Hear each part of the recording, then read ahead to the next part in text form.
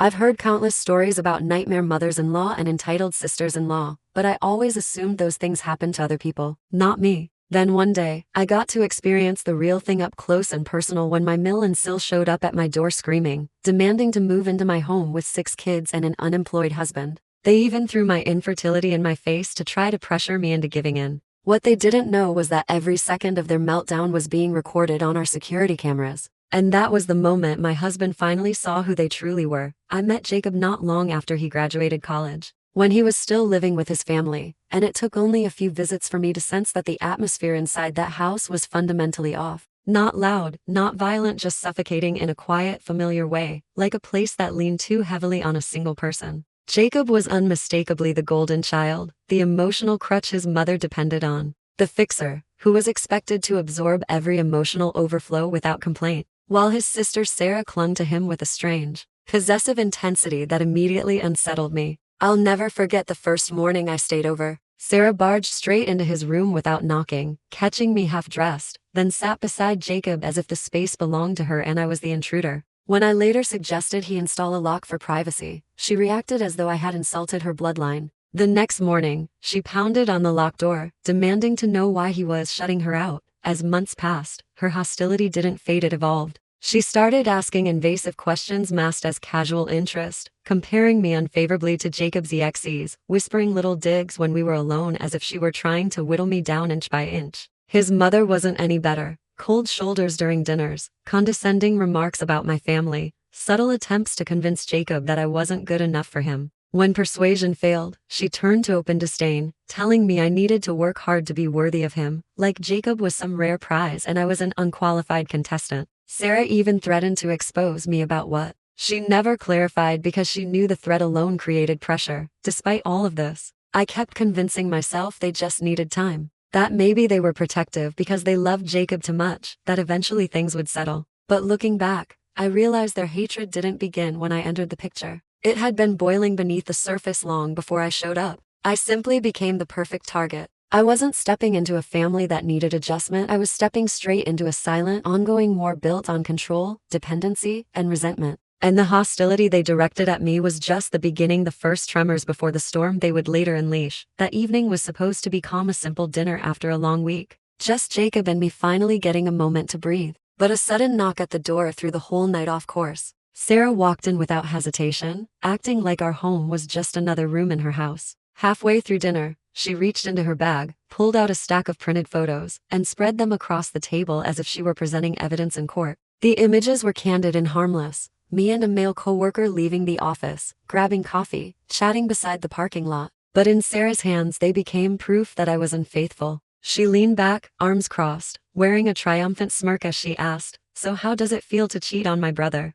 The accusation hit me like a slap, but before I could speak, Jacob reacted, and not in the way Sarah was hoping. He didn't look hurt or betrayed. He looked cold. He stared at Sarah long enough that her confidence began to waver, then calmly asked, "How long have you been following her?" Sarah stuttered through excuses about protecting the family, but Jacob cut her off, telling her that what she did was stalking and that it was illegal. I added, very calmly, that if she continued, I would file a police report. Sarah's face drained of color. Within minutes, she was scrambling to gather the photos and stormed out, throwing accusations over her shoulder. But Jacob didn't entertain a single one. That night, after the house finally fell quiet, I told Jacob something I had been afraid to say, that I couldn't marry him unless there were real boundaries with his family. It broke me to say it, and I knew it hurt him to hear it, but he understood, really understood. The next day, he uninvited his mother and sister from the wedding. That decision unleashed a storm of emotional manipulation. His phone buzzed nonstop with guilt trips,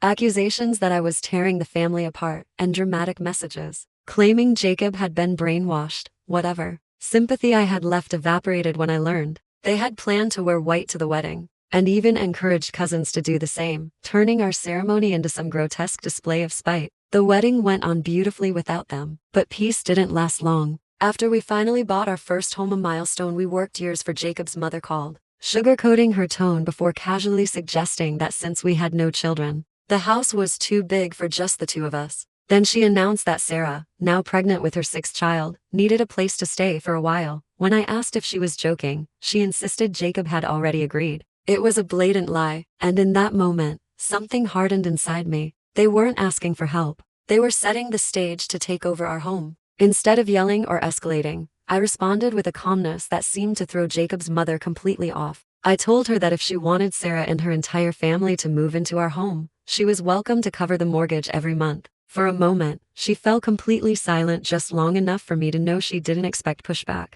Then she erupted, demanding how I could even suggest something so disrespectful. I didn't raise my voice. I simply pointed out the truth. Sarah had 6 children, a husband who didn't work, and barely enough income to cover groceries. If they moved in, every financial burden would fall on us indefinitely. Within the hour, Sarah called to insult me, screaming that I was selfish, cold, and useless because I couldn't give Jacob children. Her words didn't cut the way she hoped, they just reminded me how long I had tolerated this abuse. I told her plainly that if she wanted to find a gold digger, she should take a long look at the husband who sat home gaming while she worked herself into the ground. She hung up on me after that. When Jacob returned from his business trip, I told him everything. I watched as disbelief shifted into anger on his face. He called his mother immediately, and the moment she realized Jacob knew the truth, she panicked, stumbling through excuses before attacking me again, saying that since I couldn't have children, I should at least be useful by helping raise Sarah's. That was the moment Jacob snapped. He told her she had no right to weaponize something so painful and that she would no longer interfere in our lives. We installed security cameras around our home, partly on the advice of friends and partly out of instinct.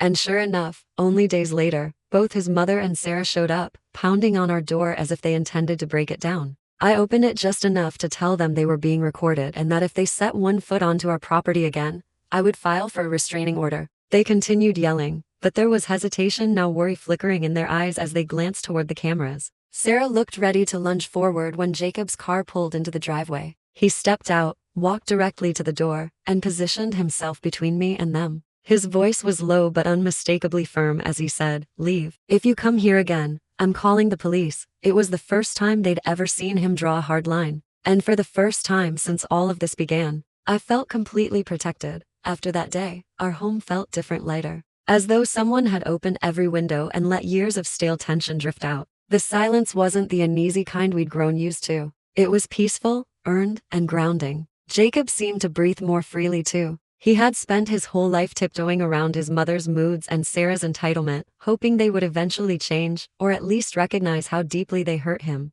But now, he finally understood that love doesn't mean allowing people to drain you. You can care about someone and still refuse to let them destroy your happiness. A few days later, Jacob's father called. His apology was quiet and heavy, not for what they had done, but for staying silent for so long. He admitted he had seen everything: the emotional dependence, the manipulation, the entitlement, the way Sarah clung to Jacob like he existed only for her convenience. He said he didn't know how to stop it, so he did nothing. I didn't need his apology, but I could hear the regret in his voice, and I could see the weight it lifted from Jacob. For once in his life, someone else in his family acknowledged the truth. Weeks passed without a single call or appearance from them, and in that absence, our home finally became ours in every sense. We cooked dinner without interruptions, watched TV without anticipating an incoming crisis, and existed in our space without feeling like we had to defend it. One night, while curled up on the couch watching an old sitcom, Jacob suddenly muted the TV. He looked at me with an expression I'd never seen before, soft, relieved, but heavy with something unspoken. "I'm sorry you had to deal with them alone for so long," he said.